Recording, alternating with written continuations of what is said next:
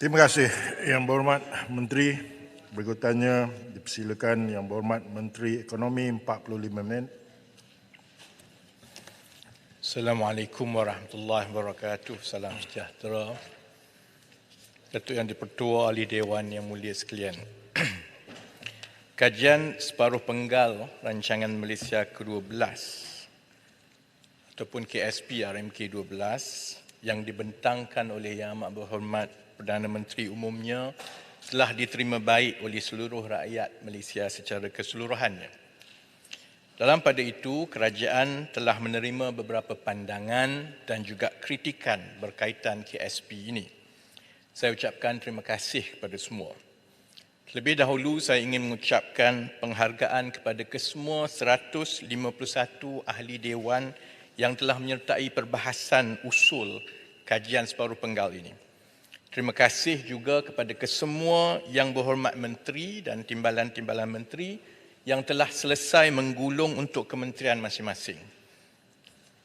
Seramai 70 ahli yang berhormat telah berbahas perkara-perkara dasar yang menyentuh secara khusus bidang dan tanggungjawab saya yang merentasi 5 isu utama seperti yang berikut. Pertama, prestasi dan kedudukan ekonomi negara dan juga KSP RMK ke-12, soal peruntukan pembangunan, soal kemiskinan dan juga pembangunan wilayah. Datuk Yang di-Pertua, seramai 18 ahli yang berhormat telah menyentuh perkara-perkara mengenai kedudukan ekonomi negara, termasuklah soal prestasi, negara berpendapatan tinggi, pengukuhan kedudukan fiskal melalui pendekatan subsidi bersasar dan juga pengenalan pangkalan data utama ataupun padu. Saya ingin mulakan untuk menyatakan saya bersetuju dengan pandangan Titi Wangsa. Terima kasih Titi Wangsa. Bahawa apabila kita membicarakan prestasi ekonomi negara, kita wajarlah berlaku adil dengan membentangkan ke semua angka. Ia bukan soal siapa yang lebih hebat. Ia soal bagaimana kita sebagai sebuah negara menangani cabaran-cabaran dalaman dan global yang dihadapi ekonomi kita agar negara terus kekal berdaya saing dan limpahan ekonomi itu akan dapat dirasai oleh rakyat kebanyakan. Sebab itu, sementara ekonomi Malaysia berkembang pada kadar 2.9% pada suku kedua 2023, prestasi ini perlu dibaca bersama dengan pertumbuhan dari suku ke suku. Pada asas suku tahunan terlaras secara bermusim, ekonomi berkembang pada kadar yang lebih tinggi sebenarnya, iaitu 1.5% bagi suku kedua 2023 berbanding 0.9% pada suku tahun pertama 2023. Tetapi prestasi ekonomi juga sewajarnya dinilai secara menyeluruh dan pertumbuhan KDNK perlu dibaca juga dengan indikator-indikator ekonomi yang lain. Selain KDNK, indikator-indikator utama yang sering digunakan ialah jumlah perdagangan contohnya, pelaburan, kedudukan pasaran buruh, kemampanan fiskal kerajaan, kadar inflasi, pasaran buruh dan juga pendapatan rakyat.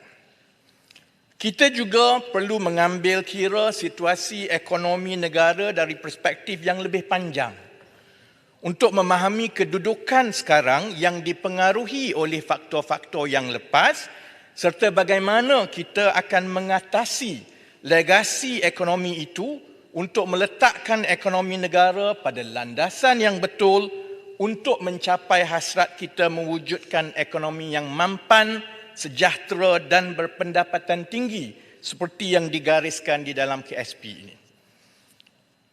Datuk Yang di-Pertua Ahli Dewan, dalam tempoh rancangan Malaysia ke-11 iaitu 2016 hingga 2020, keluaran dalam negara kasar negara berkembang pada kadar purata 2.7% sahaja, kurang daripada sasaran asal. Ini disebabkan penguncupan ketara sebanyak 5.5% dalam tahun 2020, meskipun negara mencapai pertumbuhan yang lebih tinggi sebanyak 4.9% setahun dalam tempoh 4 tahun pertama RMK11.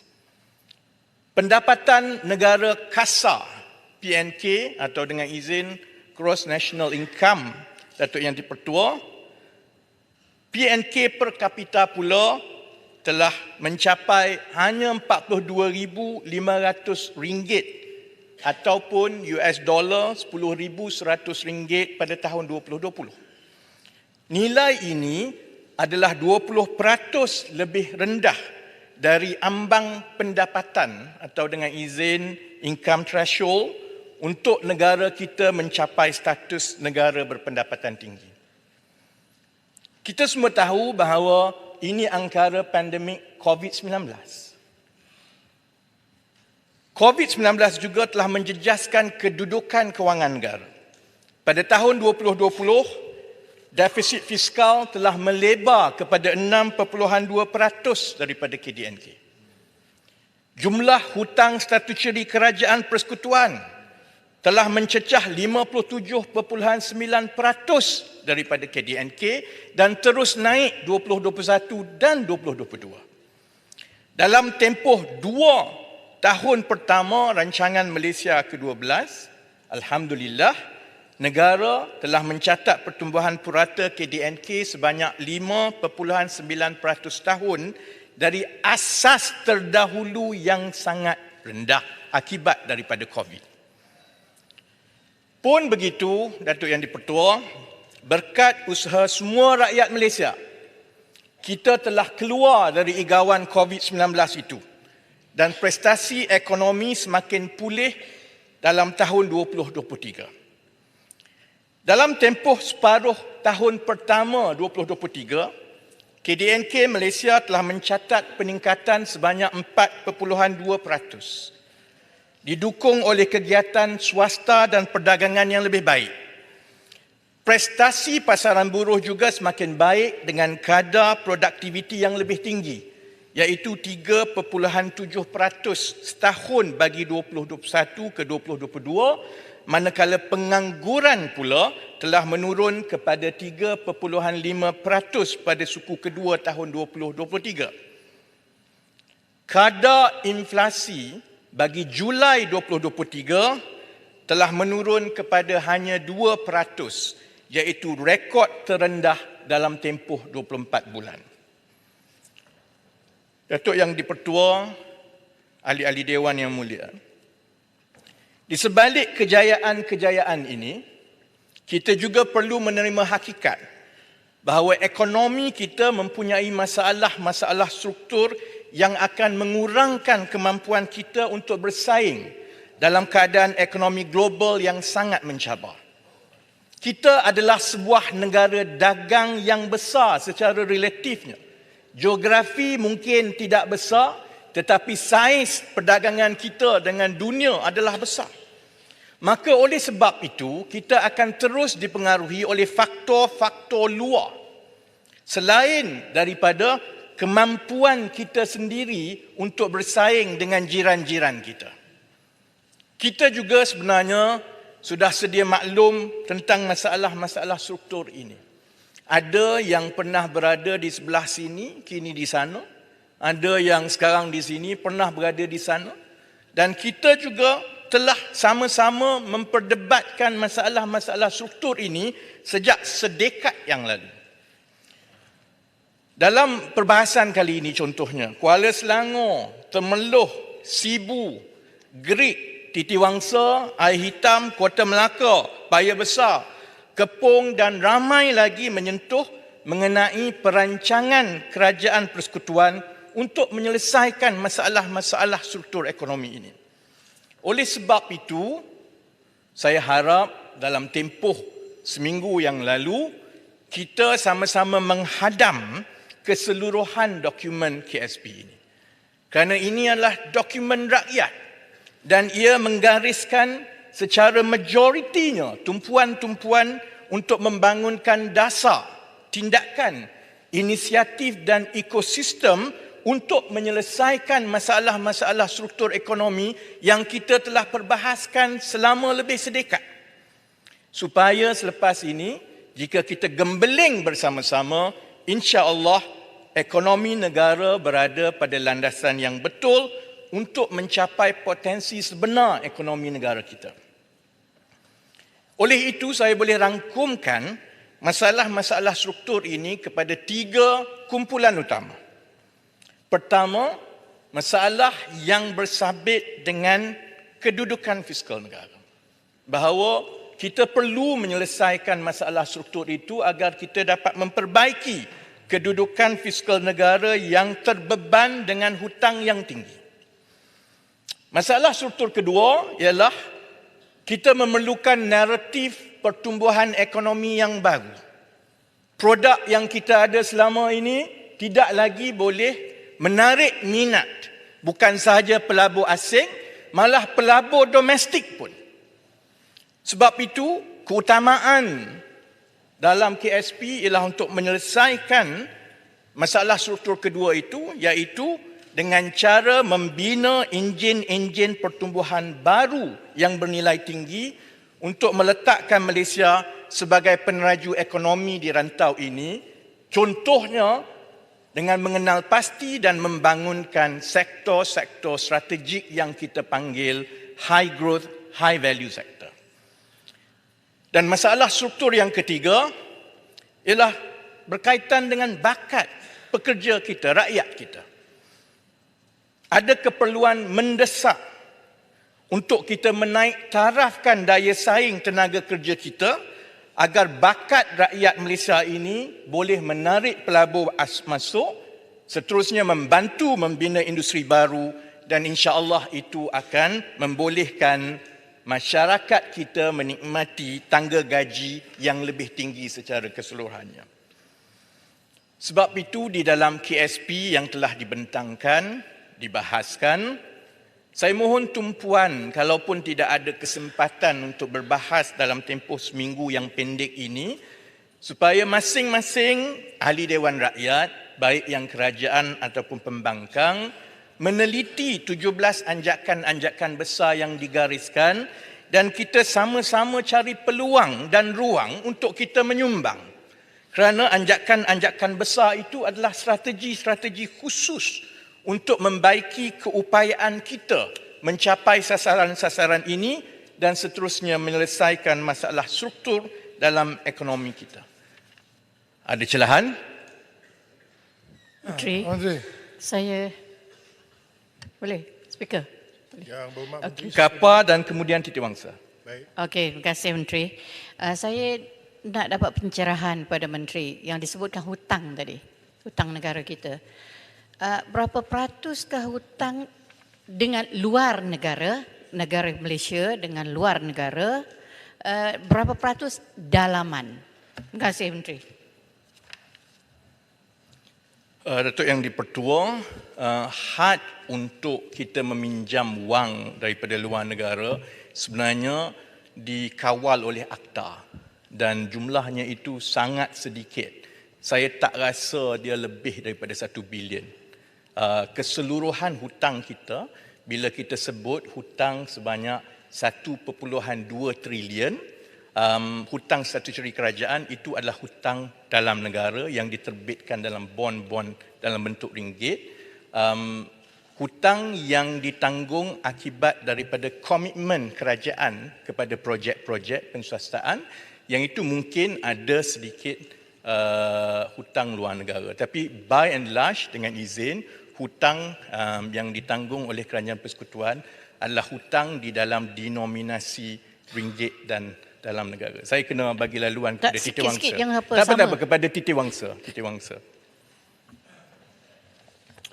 Berhormat Menteri, saya agak tertarik dari segi strategi yang Berhormat Menteri mengenai bagaimana kita nak mengubah ataupun reform kita punya structure ekonomi yang disebut. Dan saya bersetuju 3 strategi yang Berhormat Menteri sebut, soal fiscal policy, ekonomi baru, high growth, high value sector dan juga talent.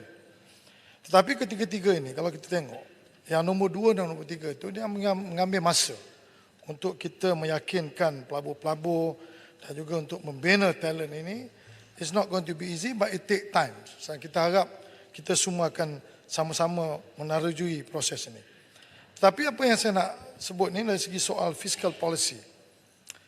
Banyak daripada fiscal policy ini ialah dia memerlukan political will. Jadi sebagai contohnya, kalau kita lihat dari segi subsidi bersasar, kerana dia akan menyebabkan fiscal policy ini boleh kita handle pelan-pelan dan very sure that kita akan sampai ke destinasi untuk manage fiscal policy kita.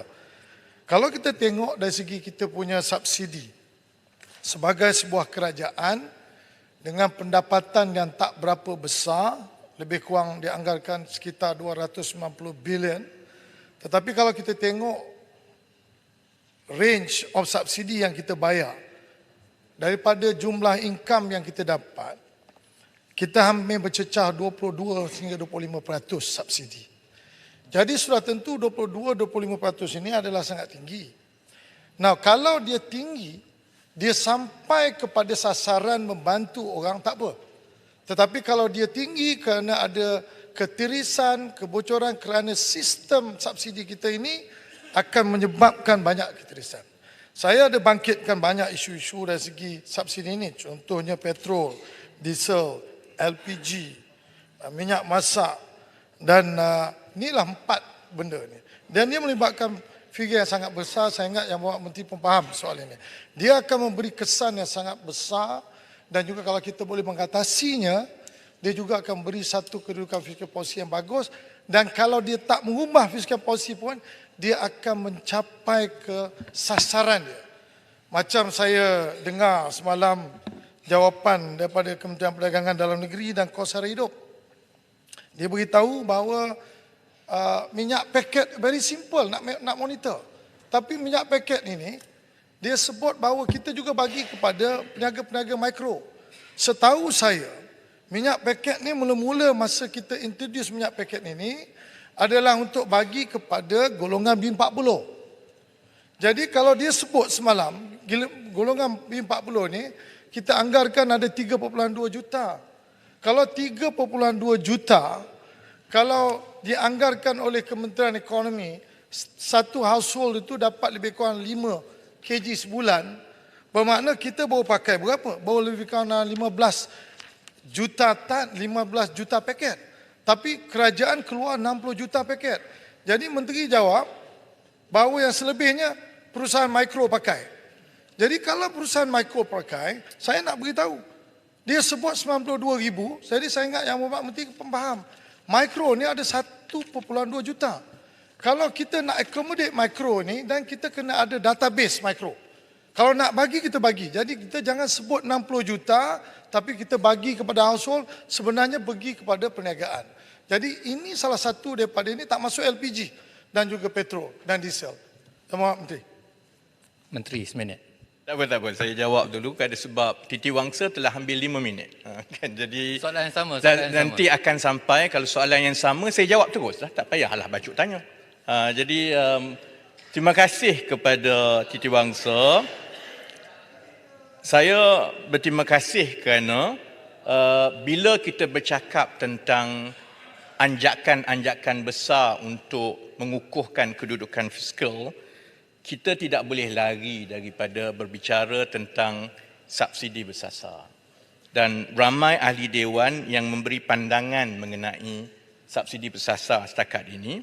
Sebab itu, di dalam KSP dan insya-Allah di dalam pengumuman-pengumuman yang seterusnya, kalau kebimbangan Titiwangsa ialah tentang komitmen politik atau dengan izin political will, saya yakin bahawa kerajaan perpaduan ini kita berada di dalam kerajaan untuk melakukan perkara yang betul. Jadi insya-Allah kita akan mengubah sepenuhnya mengenai subsidi bersasar ini. Sebab itu untuk saya jelaskan dengan lebih panjang, bagi saya jelaskan dahulu, mungkin saya akan menjawab apa yang nak dicelah. Bagi tahun 2022 sebenarnya untuk mengukuhkan lagi yang disebut oleh Titiwangsa tadi. Kerajaan menanggung subsidi pukal lebih daripada 80 bilion. Ini hanya untuk RON 95, diesel, LPG dan elektrik. Dan pada hari ini, harga minyak mentah di dunia telah mencecah $95 setong. Dan dia akan mencecah $100 setong tidak lama lagi. Pada harga itu, maksudnya subsidi yang ditanggung oleh kerajaan boleh melepasi 100 bilion setahun kecuali kita mereformasikan sistem subsidi kita. Saya jawab sedikit, kemudian yang sabar dulu saya jawab sedikit. Saya boleh ingat beluran Kuala Selangor. Kemudian kalau ada masa hitam. Tapi bagi saya jawab sedikit. Kalau tidak dia tergantung. Sebab itu secara rasional kita semua sedar bahawa perbelanjaan ini lebih baik disasarkan kepada golongan yang benar-benar memerlukan. Agar lebih banyak peruntukan boleh digunakan untuk khidmat rakyat yang belanja dan juga untuk belanja-belanja pembangunan yang lain. Soalnya ialah apakah kaedah yang paling adil kepada rakyat untuk kita mengimbangi kesan makro yang lain seperti inflasi. Saya berterima kasih kepada semua ahli dewan yang memberi perhatian mengenai PADU, pengkalan data utama, iaitu mekanisme utama untuk menjayakan dasar subsidi bersasar kerajaan yang akan dilaksanakan. Untuk menjawab banyak persoalan mengenai mekanisme subsidi bersasar ini, kita perlu memahami pendekatan yang diambil melalui PADU. Untuk menentukan kumpulan sasar yang benar-benar layak dan mengurangkan dengan izin inclusion and exclusion errors, kerajaan telah mengambil inisiatif untuk membangunkan satu pangkalan data isi rumah yang bersepadu sebagai rujukan berpusat dalam membantu kerajaan membuat keputusan berasaskan data serta mengatasi isu data berada dalam keadaan bersendirian ataupun silo ini, ataupun dalam keadaan data-data kerajaan yang banyak beratus-ratus pangkalan data ini, dia tidak berhubung atau berbincang sesama sendiri ataupun dengan izin non-interoperable. PADU yang dijadualkan akan dilancarkan dalam bulan Januari 2024 akan mengintegrasikan data mikro dari pelbagai agensi kerajaan sebanyak 270 pangkalan data, agensi kerajaan, badan berkanun, termasuk juga syarikat-syarikat swasta, lembaga-lembaga zakat dan yang seumpamanya, dan ini akan mewujudkan profil data semua individu dan isi rumah seluruh rakyat Malaysia. Yang Mohd Menteri minta. Sabar dulu bagi saya habiskan pasal PADU, nanti saya akan. Pelaksanaan PADU dijangka akan meminimumkan pertindanan dari segi pengagihan bantuan dan subsidi oleh pelbagai agensi kerajaan. Dan berdasarkan daripada data daripada PADU ini, penentuan kumpulan sasar akan lebih tepat dan memenuhi objektif pelaksanaan sesuatu dasar. Kriteria dalam menentukan kumpulan sasar akan dilihat bukan sahaja hanya daripada aspek pendapatan seperti sebelum ini. Ia akan merujuk kepada aspek pendapatan, bilangan isi rumah, tanggungan, lokaliti, jarak ke tempat kerja, pemilikan aset seperti rumah, kenderaan dan tanah. Melalui kaedah ini, kerajaan tidak lagi menumpukan kepada kumpulan pendapatan tertentu seperti sebelum ini. B40, M40 tercicir. Bagi kepada bujang yang berkeluarga tercicir. Bila kita ambil pendekatan yang menyeluruh ini, kita akan melihat kepada kewajaran pemberian bantuan berdasarkan kriteria yang ditetapkan, iaitu pendapatan boleh belanja bersih, melihat pendapatan isi rumah, kemudian diambil kira juga tanggungan-tanggungan dan faktor-faktor yang lain. Dan selain itu, data yang berasaskan near real time ini yang terdapat di dalam PADU akan dapat memastikan set data kumpulan sasar yang terkini dan sentiasa dikemas kini. Beluran, kemudian Kuala Selangor dulu. Yang Mohd, kerajaan ini dan Yang Mohd sendiri banyak bercakap tentang subsidi bersasar. Tetapi selepas 9 bulan, kita belum nampak satu pendekatan yang konkret untuk mensasarkan subsidi seperti yang dilakukan oleh kerajaan ada sekarang ini. Dia seolah-olah jenama golf, dia on off. Ada jenama golf on off yang Muhammad. Ada kadang-kadang yang Muhammad bercakap tentang nak kaji, kita akan laksanakan subsidi bersasar. Kemudian Menteri Kewangan jawab, kita tidak akan laksanakan subsidi besar dan sebagainya. Jadi tidak ada satu pendekatan yang konkret. So kalau kita buat thesis, saya buat PhD thesis, dia setakat untuk meletakkan problem statement tanpa ada kajian. Dia tidak akan ke mana-mana kajian. Jadi kerajaan ini perlu meletakkan satu asas ekonomi yang lebih baik. Kita melihat di sini apa sebenarnya asas ekonomi medani yang dilakukan yang Muhammad ya. Contohnya IPR untuk membasmi kemiskinan yang Muhammad. Ini tajuk yang Muhammad. IPR yang lain. Saya jawab yang padu dulu Kuala Selangor sebab 19 perlu minit. satu asas pendekatan yang konkret Tak yang perlu. perlu Dia dibuat. akan sampai ke peringkat basmi kemiskinan dan boleh tanya balik Kuala Selangor mana. Kita bercakap tentang subsidi bersasar sekarang. Terima kasih Menteri. Terima kasih Datuk Yang Di-Pertua. Saya hampir yakin kali ini, insya-Allah hakikatan kita akan dapat memacu the second economic take off dengan izin of the country. Khasnya memandang kepada Menteri Kewangan, memandang kepada Menteri MITI, memandang kepada Menteri Kewangan dan juga MOSTI yang saya libat dalam perbahasan itu.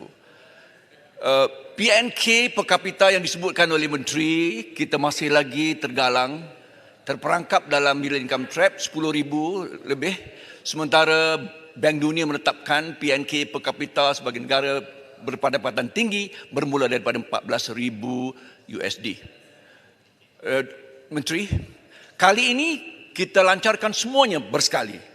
Bukan saja RSP RMK 12 ini, termasuk juga kita adakan 7 penanda aras madani ekonomi. Kita letakkan juga pelan hala 7 peralihan tenaga.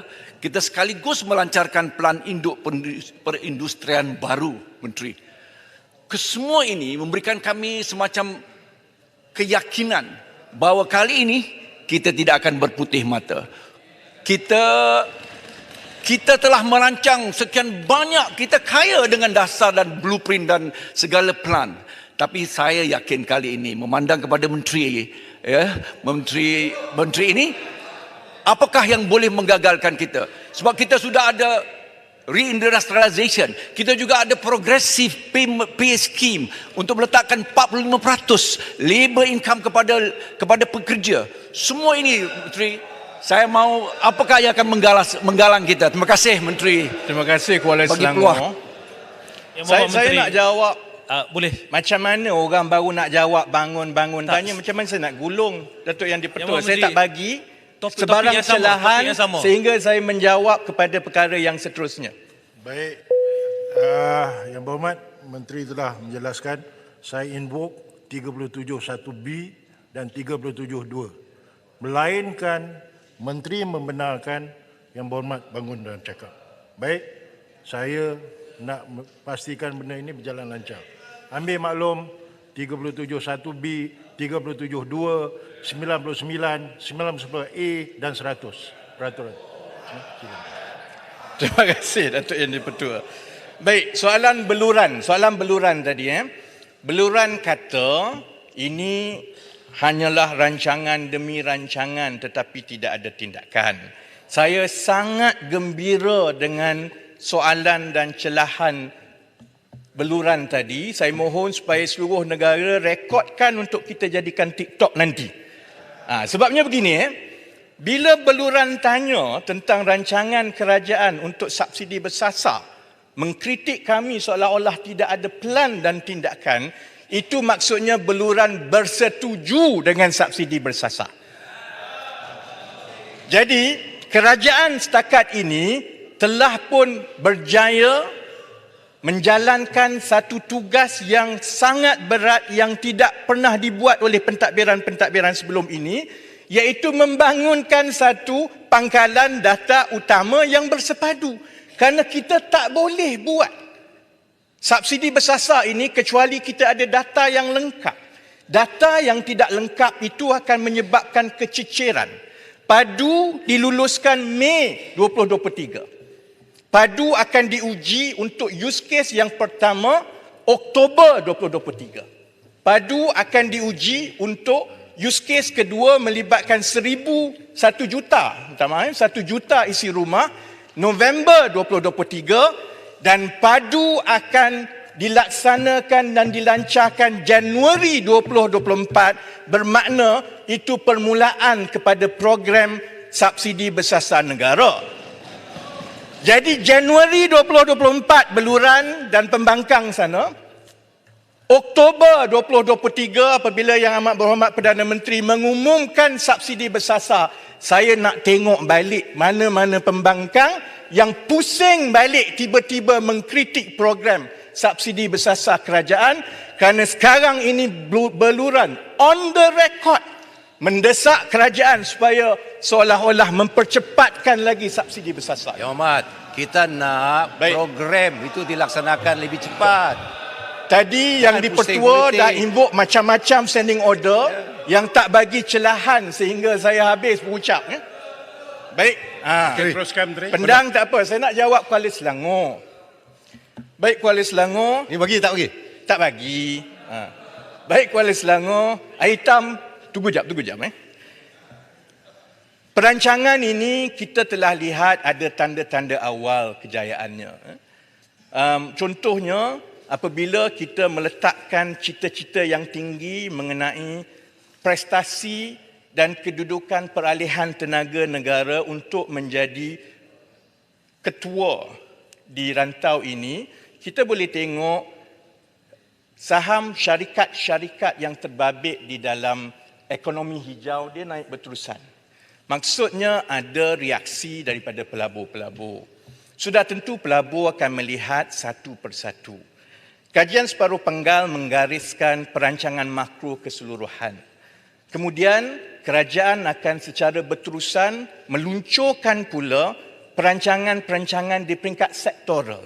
Peralihan tenaga telah dibuat, industri telah dibuat, yang seterusnya berkaitan dengan ekonomi digital insya-Allah Januari atau Februari 2024 dan ini akan berterusan. Jadi untuk menjawab soalan daripada Kuala Selangor, apa yang akan menggagalkannya? Kita yang akan menggagalkannya. Jadi sebab itu saya mohon kita boleh berbeza pandangan dan sebagainya, tapi janganlah disebabkan perbezaan politik kita akan tergelincir sekali lagi untuk mencapai status negara berpendapatan tinggi. Yang sekarang ini kalau kita tumbuh pada kadar 5 ke 5.5% setiap tahun sehingga 2026, kita dijangka akan mencapai status negara berpendapatan tinggi di antara tahun 2026 hingga 2028. Jadi kita boleh berbeza, kita boleh berlawan pilihan raya, tapi kalau rancangan itu baik, kalau dasar itu contohnya pensasaran semula subsidi adalah penting untuk kemampanan fiskal negara, saya nak tengok pembangkang hari ini. Sama ada bila perkara ini dilancarkan, mereka akan mempolitikkan atau tidak. Kerana itu juga salah satu sebab kenapa program-program dan plan seperti ini boleh gagal walaupun diterima dengan baik. Baik Datuk Yang Ketua. Dengan cepat sebab saya ada 11 minit lebih saja lagi. Satu lagi anjakan besar. Pendang minta. Tak apalah, sila pendang. Saya kalau tengok pendang, saya cair. Terima kasih. Saya setuju. Tan Sri Yang di-Pertua, saya setuju dengan Menteri Ekonomi. Perancangan memang baik, saya tengok. Dan insya-Allah kalau enforcement ataupun executionnya dengan izin berjalan seperti yang dirancang adalah sangat kita menggalakkanlah.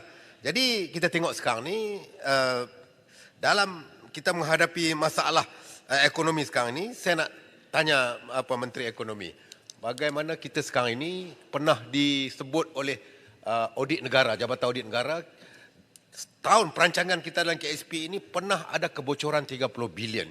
Setahun daripada the holistic of our budget. So, oleh sebab itu, kita nak tanya adakah plan untuk kita nak kurangkan kebocoran, katalah 30 bilion, 50% from the 30 bilion kita boleh divert pergi ke untuk bantu orang-orang miskin sekarang ni. Kita tengok perancangan disebut tadi sangat baik. Sekarang ini gaji tidak meningkat, pendapatan isi rumah household ini semakin teruk. Padi tidak naik harga, getah tidak naik harga, orang motong ini B40 banyak di kawasan rural. Begitu juga kelapa sawit semakin ni. Jadi saya nak tanya, adakah kita ada plan untuk dalam KSP ini bagi kita nak meningkatkan perkara-perkara seperti kebocoran dan juga rasuah ini? Terima kasih pendang. Saya sambut baik sebenarnya. Saya tak boleh sahkan betul ke tidak 30 bilion yang bocor Tak dalam setahun. diumumkan oleh audit negara. Dalam Masa setahun tu. saya kena dalam setahun. Dalam setahun.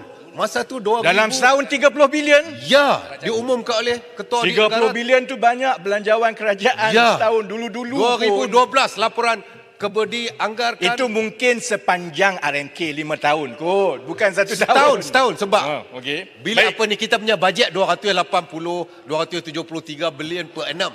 Okey. Jadi kalau 30 bilion tu memang boleh diterima daripada Baik. bajet sebab bocor, commission, duit tepi jalan, atas jalan pada atas sampai ke bawah. Jadi calculate all this from Baik, top baik. to bottom 30 Baik pendang. bilion. Baik. Terima kasih. Markup projek. Ya, baik. Saya insya-Allah saya yakin kebocoran 30 bilion setahun ni takkan berlaku lagi lah.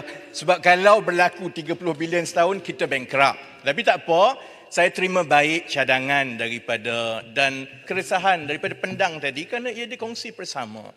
Cuma ada dua elemen yang mempengaruhi ketirisan dan kos yang berlebihan.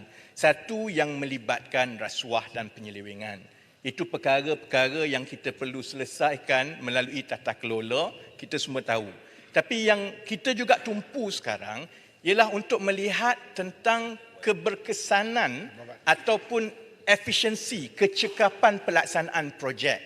Supaya kita nak pastikan bahawa projek itu dapat diluluskan cepat, dapat dilalui proses perolehan dengan cepat, dapat dibina tepat pada masanya. Dan jika ini berlaku, ia akan mengurangkan ketirisan dari segi kenaikan kos dan sebagainya. InsyaAllah penambahbaikan proses-proses yang melibatkan pelaksanaan projek dan peruntukan pembangunan itu sedang dan akan dikuatkuasakan dalam masa yang terdekat. Hitam dah lama bangun, sila. Terima kasih Yang Berhormat Menteri Ekonomi. Saya mendengar dengan begitu teliti sekali.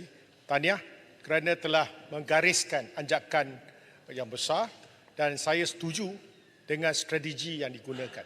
Tetapi yang menjadi kekhawatiran saya ialah apabila kita buat subsidi bersasar, golongan T20 ini yang akan terkesan. Yang paling teruk, T20 ini gaji dia 10,961 hingga 15,039. Kumpulan ni kebanyakan pejabat awam. Kalau suami isteri adalah guru, dia dah tergolong dalam golongan ini.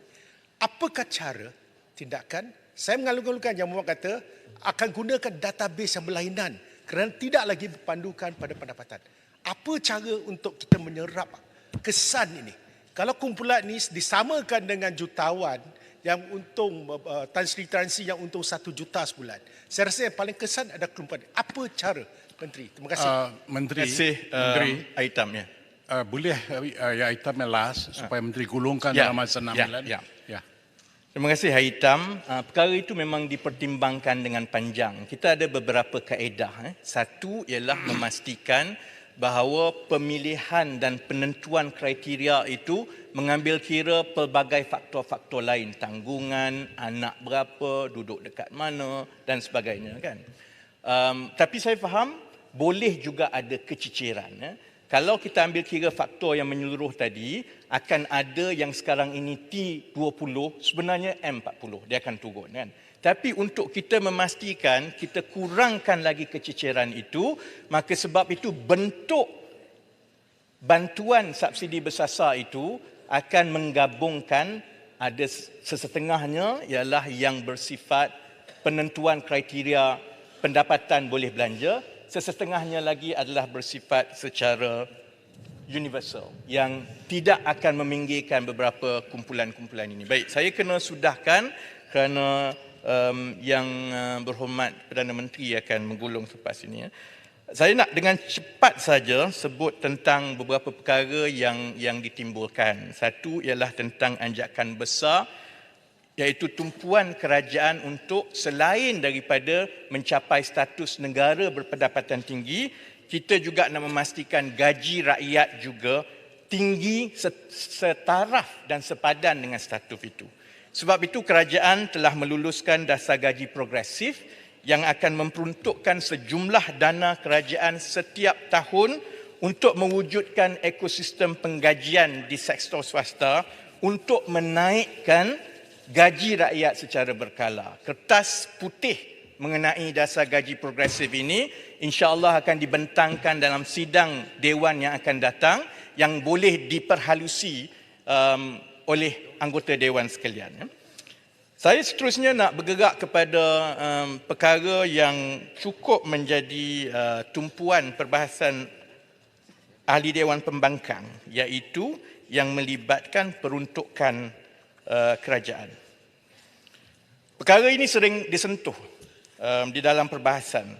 Pasir Mas, Kuala Terengganu, Air Hitam, Temerloh, Jerlun, Merbuk, Pokok Senar, ramai lagi menimbulkan pelbagai perkara mengenai peruntukan pembangunan. Peruntukan DE ini diagihkan, DE, Development Expenditure, diagihkan untuk melaksanakan projek-projek yang diluluskan berdasarkan permohonan dan keperluan yang dikemukakan kepada kementerian dan bukannya daripada pihak negeri. Ini adalah peruntukan persekutuan disalurkan melalui agensi persekutuan. Tetapi sebelum mengemukakan permohonan projek oleh kementerian-kementerian ini kepada Kementerian Ekonomi, semua kementerian telah diminta supaya mengadakan perbincangan dan sesi libat urus dengan pihak-pihak berkepentingan di peringkat negeri supaya kita ada senarai keutamaan di peringkat perancangan kementerian dan juga ada senarai keutamaan di peringkat negeri. Oleh kerana peruntukan yang dapat disediakan adalah terhad dan pastinya tidak akan dapat menampung kesemua tuntutan kerajaan negeri, permohonan kerajaan negeri perlu disaring dan dinilai oleh kementerian terlebih dahulu.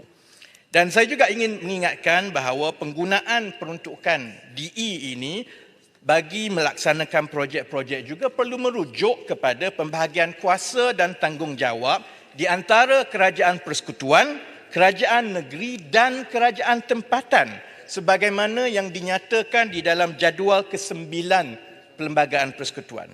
Dalam jadual ini ada senarai persekutuan, senarai negeri, senarai bersama. Pun begitu, kerajaan persekutuan tidaklah begitu rigid dengan senarai-senarai ini, malah banyak peruntukan telah diluluskan bagi melaksanakan projek-projek di bawah senarai negeri. Mengenai pertanyaan Bacok tentang kuasa meluluskan projek dan peruntukan pembangunan, saya terkejut Bacok tak tahu.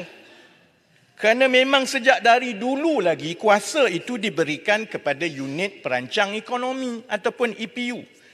Sebelum ini, EPU memang diletakkan di bawah Jabatan Perdana Menteri, di bawah Perdana Menteri, dan apabila Kementerian Ekonomi ditubuhkan oleh pentadbiran ini, EPU telah bertukar menjadi Kementerian Ekonomi. Dan salah satu matlamat pemisahan ini ialah untuk mewujudkan satu suasana semak imbang supaya semua kuasa meluluskan perbelanjaan tidak hanya terletak di tangan Perdana Menteri yang kini juga adalah Menteri Kewangan.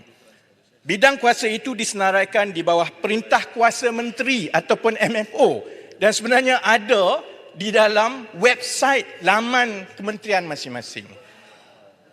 Saya nak tutup kerana Perdana Menteri perlu menggulung tepat 4.30. Sekarang dah lepas 4.30 dah. Jadi saya nak mengambil kesempatan ini, saya tahu banyak perkara-perkara yang ditimbulkan, kita akan terus berbincang. Kalau ada soalan-soalan yang khusus boleh dihantar terus kepada saya. Saya ingin mengambil kesempatan ini untuk mengucapkan terima kasih kepada semua yang terlibat daripada Kementerian Ekonomi, daripada kementerian-kementerian yang terlibat menyediakan KSP ini, kepada ahli-ahli dewan yang telah pun turut sama terlibat di dalam perbahasan. kepada semua anggota Dewan dan juga kaki tangan Dewan yang membantu sepanjang perbahasan ini. Akhir sekali, Arau dah akhir dah. Tak boleh dah, 20 saat. Setengah minit. Akhir sekali, penghargaan saya adalah kepada seluruh rakyat Malaysia yang mengambil tahu dan mengikuti perbincangan mengenai KSP RMK 12 ini di dalam dan di luar Dewan. Setengah minit. Sementara kita akan Saya bukan sering tanya soalan. didendangkan dengan hiburan-hiburan politik, Arau tengah nak buat satu. Saya yakin Malaysia akan berjaya mencapai martabat dan kesejahteraan yang lebih tinggi Paling jahat. Tak, apabila lebih ramai Tarik balik rakyat perkataan Malaysia hiburan. memberi tumpuan Tarik balik kepada perkataan hiburan. 36 orang. Tak. Awak kata orang pergi makan di kedai. Arau, saya nak jawab. Speaker, saya nak jawab. Arau, saya mengikut panduan yang dibuat oleh Menteri Besar Kedah. Bila saya kata hiburan-hiburan politik yang cuba dibuat oleh Arau, saya memang sentiasa terhibur dengan Arau. Saya ikhlas. Dan itu bukan satu perkara yang tak baik kerana seperti yang disebut oleh Menteri Besar Kedah, itu pujian bila dia sebut perkara-perkara yang menyinggung sebelah sana. Terima kasih, Arau. Saya ingin bertanya. Saya nak tutup. Minta Menteri Formula tarik balik perkataan tu. Saya tak tanya elok. Bukan saya nak bergaduh. Sekarang kalau mau bergaduh, no problem. Pilih untuk bergaduh. Saya baik dengan PMX. PMX, tolong bagi teguran. Dia ni ada niat nak jatuhkan PMX. Kita sangat terhibur. Terhibur. busuk. Hati busuk. PMX, orang lain jangan takut. Yang ni seorang kena jaga. Kita niat jahat. kita Tarik bincang.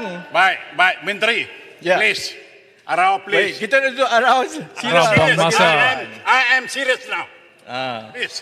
Baik. Jadi saya nak tutup begini. Saya yakin Malaysia akan berjaya mencapai martabat dan kesejahteraan yang lebih tinggi apabila lebih ramai rakyat Malaysia memberi tumpuan kepada usaha-usaha positif mengangkat kedudukan negara dan mengabaikan rasa tidak selesa hasil kerja mereka yang mempertikaikan segala-galanya. Dek kerengga-kerengga yang tak henti-henti mengerumuni pokok yang sedang subur. Terima kasih. Dulu macam tu lah, apa jadi pembangkang. Wabarakatuh. Pembalas rupa tu juga. Baik, terima kasih Menteri. Marang dengar